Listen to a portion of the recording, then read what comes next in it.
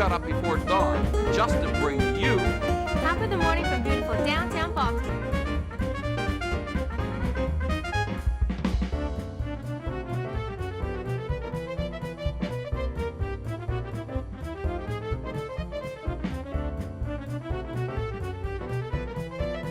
Hi to Top of the Morning.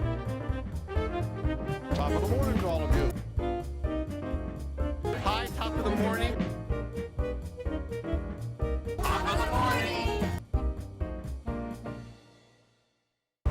Welcome, Baltimore, to Top of the Morning. We're here at Top of the World at the World Trade Center in Baltimore. I'm Kevin Costello. And I'm Tina Burke. And we are here today with a wonderful gentleman by the name of Robert Christy, so don't change the dial. We will be right back.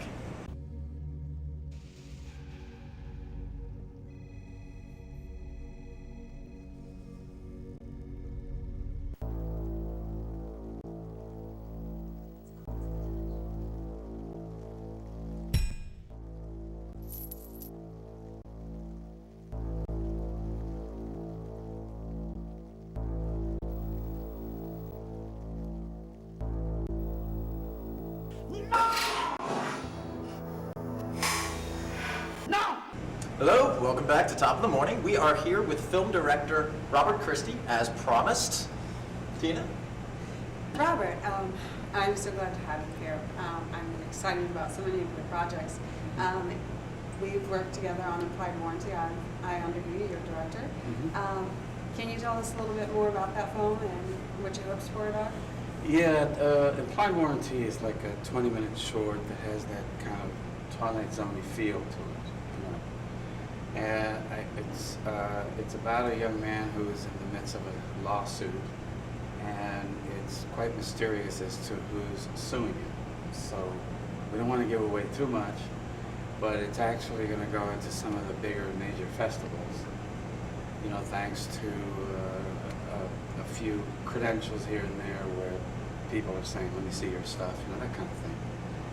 So now, I unfortunately, I don't have a clip, because all of our raw footage is with our editor. Yes, we have a very excellent editor by the name of Kevin Tan, who himself is a filmmaker and is doing this huge project called Seeking Closure 2012, which has been with trailers on YouTube with like 1 million and 2 million hits. So it's gathered quite a bit of interest. Wow, fantastic. And I know that we do have a clip of your critically well-received movie, The Sobbing Stone. Would you like to tell us a little bit about that? The Sobbing Stone has really been riding its own waves. In 2006, it was nominated for Best Picture at a European festival in Milan, Italy. Wow. And a distributor went and picked it up. It's been just all over the internet, even showing in places like UK, Japan. So it's, you know, it's been, you wonder about some of these distributors, you know, we haven't seen, you know, much money. But I certainly am glad for the exposure. Yeah, absolutely. And as a matter of fact, if you want to hold on just 1 second, we'll take a look at that clip. Come on, you guys, this is getting us nowhere. Who made you the judge over us? I'm not judging, I'm just Giving us your brand of absolutes, we know. my usual brand of absolutes. You act as if I'm claiming to be God. Hey, listen, if the shoe fits, wear it. Let's face it, if it wasn't for religious fanatics, we wouldn't go around feeling guilty about every little thing that we do. Oh, so you can't sleep at night, so let's blame the so-called religious fanatics. I didn't say that. Oh, yes, you did, Alan. Yes, you did. There goes Miss Christianity again, always knowing what everybody else is doing wrong. What is with you? Is it my Christianity? Is that it? No, listen, Alan, we have a martyr here. No, don't turn away from me. Turn around, look me in the face, and tell me why you have so much against me. Because you're like my mother. Can you tell us a little bit more about the synopsis behind Sobbing Stone? The synopsis behind it is, you know, you can see Twilight Zone-y things are very, they're my favorite kind of stuff, along with things like, you know, romantic stories, you know, things like that. But this one is about a stone that has been found that emits certain sounds from it, and today's technology, for some reason, can't pick it up. So they assign 4 young scientists, sort of psychic research scientists, They're not psychics, just researchers. And their job is to watch the stone round the clock and see if they can piece together the story. And indeed, they end up finding out that it is a story that happened 2,000 years ago.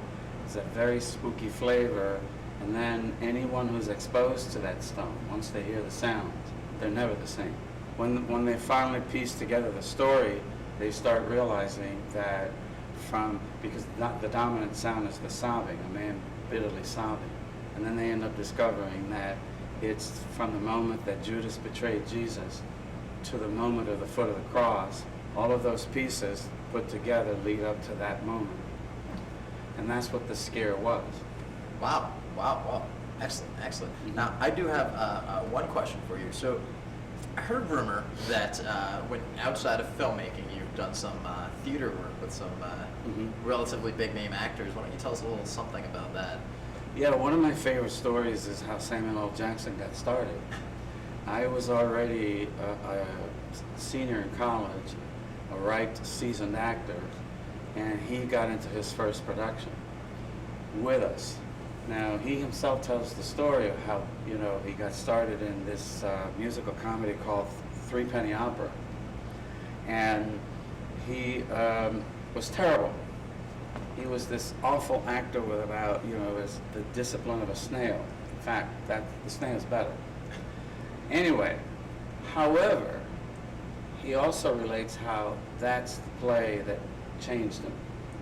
He got bit by the bug, and I'll never forget that almost a year after I graduated, I went back and saw him in a rehearsal, and I said, Sam, what's up with this? Because the improvement was humongous, And I said, what's up with this? And he said, oh, I decided this is it. This is going to be my career. And to be honest, it came at an age where, this is 1970, 71, where blacks were still not, we didn't have the Denzel Washingtons, Right. And to be honest, I was skeptical. I went, yeah, well, good luck, But look at him today, Oh, yeah. Well, hey, hindsight's 20/20, right?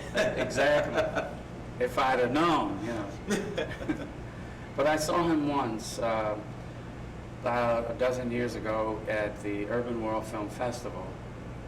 And it was the only time I've seen him in person, since our college days. But he was very nice. He was very cordial. He remembered me easily. He was also a member of our swim team. A lot of people don't know he tried to be a competitive swimmer. And I understand that you were a competitive swimmer as well. I was. Jose Delmar mentioned that to me. But we do need to take a break, so we will hear more when we come back. Right.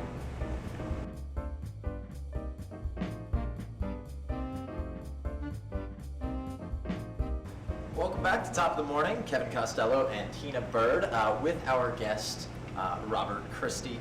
And Tina, I have a question for you now. You guys have worked together, right? Yes. So why don't you let us know just a little bit about what you guys have worked on, your history, any, gossip, backstory stuff.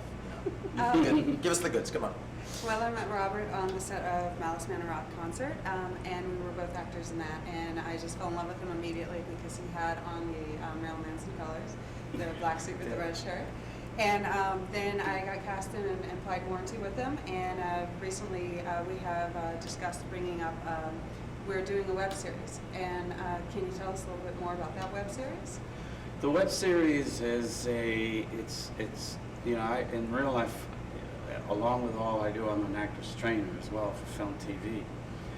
Been doing that for like 18 years, and one of the ideas that came to me was, what about a kind of 90210 sitcom dramedy feel of a series of a bunch of actors in a workshop, where that's the backdrop, but we're sort of following them along in their love lives, their parents, their schools, because they're all teenagers. Oh, see, teenage actors, yeah. Yes. Gold mine of drama. Gold mine of drama. And initially the series will be 15 minutes each. Cineplex is picking them up for internet-wide distribution. Hopefully it picks up popularity. We go from there, make it into an hour series. And Tina got cast as one of the teachers of the students, of the couple of students. Congratulations. Glad to hear. And she was also cast in Implied Warranty, where she's very visible. She's part of the prosecutor's team. So, I mean, without sounding too sappy, I really like the way Tina works because she's everywhere at once. And she doesn't like to reveal that it's hard for her to get around. But the truth is, I admire the heck out of that. How can somebody live so far away and be everywhere at once without much transportation? So she knows how to she knows how to get around, So when she tried out for the web series, I knew I had to cast her in something. And she came in with her own little idea of being this teacher, had a monologue that's like very much this almost stoic teacher, and I thought, that's pretty good. I like that one.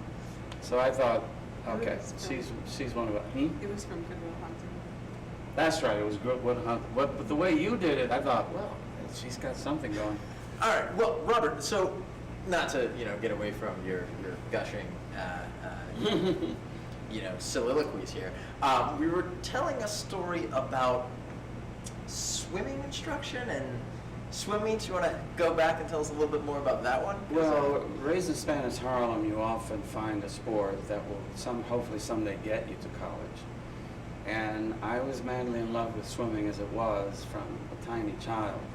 The opportunity finally came to become a competitive one. And so around the age of 11, I joined the local boys club, stayed swimming right in through high school, worked my ducks off to master the Michael Phelps stroke, butterfly stroke. And Pre-Michael Phelps. Pre-Michael Phelps, yeah. In our era, the superstar was Mark Spitz. And I wanted to be the next Mark Spitz, But I didn't have the highest grades, and Morehouse College accepts on certain conditions. And one of those was that I had to report to summer school that summer and get A and B in math if I'm going to be accepted by the college. And then the rest would be part scholarship for swimming, things like that. So, long story short, I ended up getting accepted, became their #1 butterflyer, and somewhere in there, Samuel L. joined us. He didn't like swimming. He decided something else is better for him. And I did the entire 4 years there as a competitive swimmer, majored in theater as well. I mean, that kind of education doesn't exist anymore, but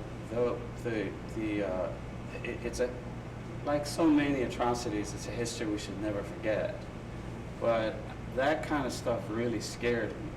Behind the college, there was what was known as a cracker neighborhood. People don't know what a cracker is, by the way. You know what a cracker is? I know what a cracker is. No, not only that, they were the ones who in the masters in the fields used to crack the whip on the back. He just did the signs, he knows. On the backs of the slaves who didn't do their work. Anyway, that term stuck to be, a diehard racist. And I used to go back there thinking that, like I did in so many places in New York, I could mix, I was mixing with some of the whites and dating a white girl until one day I brought a black swim team to the pizza parlor that was the hangout and couldn't do it again. They were going to get me. I'm writing a screenplay about those years. The script right now is called Lighter Shade of Gray. It actually plays off the old song Lighter Shade of Pale. The reason for it is that I personally struggle with the fact that to so many people I look white, even Italian, even to my fellow Hispanics. I mean, I can remember in the 60s going to Puerto Rican parties and nobody knew I was Puerto Rican. So it was really that kind of thing. Then the second thing was that my full name is Robert Garcia Christy, but it's actually a change. In the early 70s, I went out hustling around for agents, and the agents said to me this, when they heard my Bobby Garcia was how I was known. When they heard Garcia, they said, well, we'll call you when there's a Spanish role. And I went, what? I said, do you only call Al Pacino when there's an Italian role? He didn't like that kind of questioning. So that was the end of my being truthful. being true to my name. Right. So I decided, you know what, I'm going to try something. And this, I went through that several times. And I said, I'm going to try something different. One of my favorite authors is Agatha Christie. So I decided, I tell you what, I'm Robert Christy now. I walked into an interview and had no problems. Until they said, well, fill out this form and give us your showbiz name and your real name. So I have to go back to Robert Garcia, right? Well, we'll call you when there's a Spanish. You have to be kidding me. I didn't think Hollywood had those prejudices, you know. Well, sure enough, I decided it's going to be a legal change and it's going to be permanent. Wow. And that's how I became Robert G. Christy. Wow. Mhm. That's, well, I'll say, that is dedication to the arts, sir. Right. And a little bit of getting around the rules. And Good I on love you. the way that you chose your last name, being a fan of Agatha Christie. My father, if he had a moment for TV, would always say, put a murder on. And you have done a noir or two in your time, haven't you? Yes. Mhm. Can you tell us a little bit about that? Love those mystery thrillers, you know. I mean, Sobbing has got that mystery thriller feel to it. So does my second film, Shallow Deep. You know, and the very first one was a very spooky thriller, you know, called No Longer My Twin. Now, I had been on the stage for eternity, off-Broadway, training in Atlanta. Theater was everything to me, you know. In fact, I'm now cast in 2 plays with the Heritage O'Neill Theater Company in Silver Spring. A professional troupe that just got, it's a couple of years old. One's called Requiem for a Heavyweight, and the second one's called The Grapes of Wrath. So, mystery was the big thing. Anytime they made a mystery thriller, you know, Alfred Hitchcock, Rod Serling, all of these old-timers, that's what I wanted. So my very first film ended up being this very spooky thing that really, being honest, I was so new at it, it wasn't well made, but I had to learn somewhere. Because we didn't have film major in college. So I had to start from scratch, not having a bunch of money to go back to college and so on. Anyway, it's one of my favorites. But I got, heavily into watching a ton of Asian films, and they have this thing about those little romantic things, you know, they're not romantic comedies like ours, and they're not these old dramas like, you know, the old Hollywood, somewhere in between. And the characters, there's something about the way they do it that makes me feel for them. I'm taking my cues off that and wanting to make the films the same way. I'm very convinced that our public is very hungry for just down-to-earth stories of life struggles, whatever that is, and not statements or commercialization, you know? And so I'm going to take my cues from that and prove that that's the case. Because Hollywood is very much into high concept, demographics 25 to 49, as if teenagers don't exist, college people don't exist, and baby boomers don't exist. Well, they don't spend money like those 25 to 49 guys. Yeah, but there's an audience, and an audience is an audience. Yeah.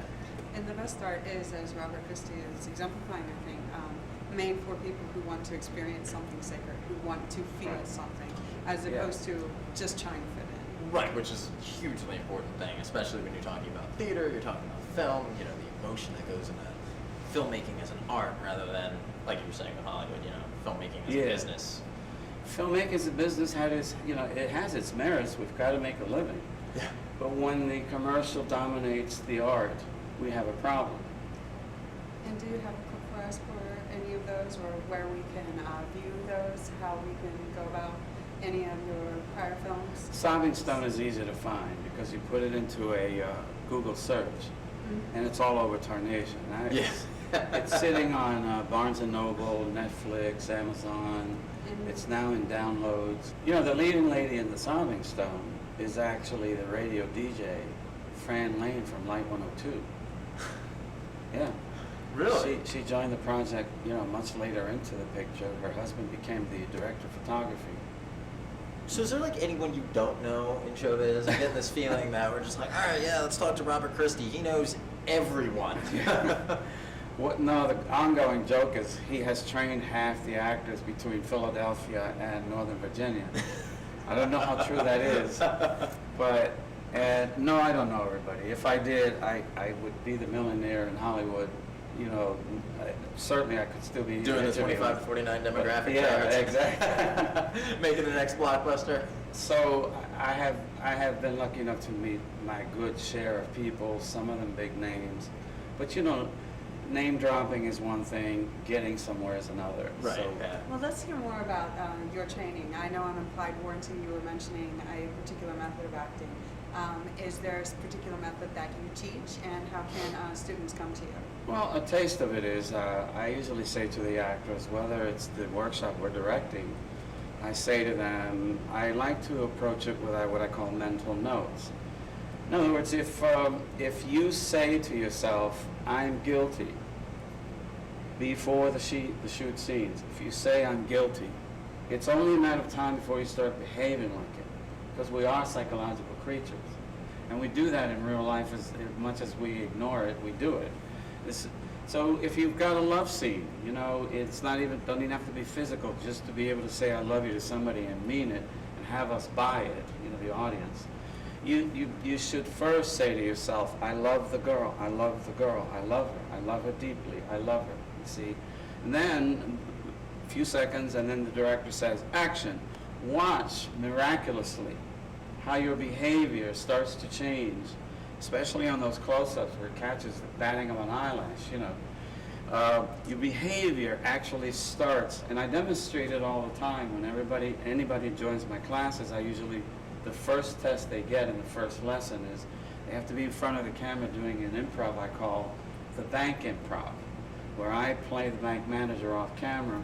They're on camera, they're guilty of taking money from the drawer, but they have to deny it. That's it, simple notes, mental notes, that's all they have to do. And they want to ask me a dozen questions, and I go, no. If you ask me a dozen questions and I give you a dozen answers, you're not going to remember a thing. You just need to remember one thing. You have a doubt, you have a want, and you have an emotion. You're guilty. That's it. We do it, and you know that in the playback. That seems like such a difficult thing for an actor to do. It's kind of split the brain between I'm guilty, but I'm convincing everybody around me that I'm not. Yeah. It seems like it's so hard. I just wanted to say, is there a method of contacting you, getting into your classes and things like that? That you want to share with us as we Yeah, the easiest is through the website, which is RC Feature, letter R, letter C, feature.com. From there, they can click on various pages, which includes, by the way, there's a whole page on not only the workshops with edited scenes on the page. There's about 8 or 10 edited scenes of actors actually memorize scenes and so forth, because it's also scene study. And then there's also a click page on Morehouse College with photos of the era. Robert, I wanted to ask you, so, obviously here we are in Baltimore, at the top of the world. How has it been acting in the Baltimore community and, finding talent here, using the resources that are available? Why don't you tell us a little bit about working in Charm City? Well, here they have, like pretty much anywhere else, you have either extreme, either you get the extremely dedicated actors or you get the ton of wannabes. And one of the problems that I see in the industry as a whole is that, if the ceiling here is the standard of what an A-list quality production should be, we seem to almost forget it and not aim for it. Aim for it and get there 60% is better than aim for nothing and get 0. So our problem is that we have an industry loaded with lazies, while at the same time, the good news is that we can at least sift between the really good ones and the, wannabes. And unfortunately, some of the good talents are also kind of lazy. So you end up with the problem of, okay, so here I have this person extremely talented and not so dedicated, and this one's mediocre and will kill herself for a chance. Now, given that I train actors and I know how to get the best out of them, I would rather go with the dedicated mediocre one and aim to get them to be A-list than to hang on to this, diva, who really We are isn't. totally not naming any names No on the show, names. by the way, so feel free to discuss. And there's a local name here, now an Emmy winner by the name of Johnny Alonso. And See, we Johnny. just said we're not naming names. It goes See, naming well, I names. mean, I'm At least naming- it was for a good thing. But I'm doing it for a good reason. Johnny is somebody who is absolutely everywhere at once. If there's anything you can learn from that young man, is hustle. And that's the reason I like him so much. And then to boot, he is a decent actor. And they're the ones, by the way, we hire over and over and over, according to what they fit. So now what I'm doing is, this is the first time with my web series, which is, by the way, called Lights, Camera, Life, is the name of the web series for the teens. Now I'm having to do something I hadn't done in quite a while, is it's cast teens. And because one of the lead role is a Chinese girl, you see, which is one that has to be, just got off mainland, has the accent, knows Chinese. It's not an easy thing. And is an actress and Right, as an yeah. actress. So Good luck casting. we got some good talents around. But now I have to scout the teens. Absolutely. Well, thank you so much for your time, Robert. And just before we get out of here, do you have any closing thoughts? Anything you'd like to share with the city? Keep the hustle. That's it for me, the hustle. As soon as I see you hustling like crazy, I like you. There we go. Well, thank you so much for coming. It was a pleasure. Thank you for having me. Absolutely. It was great. And from the top of the world, it's Kevin Costello. Tina Bird and Rob Christy. Thank you so much. Take care, Baltimore.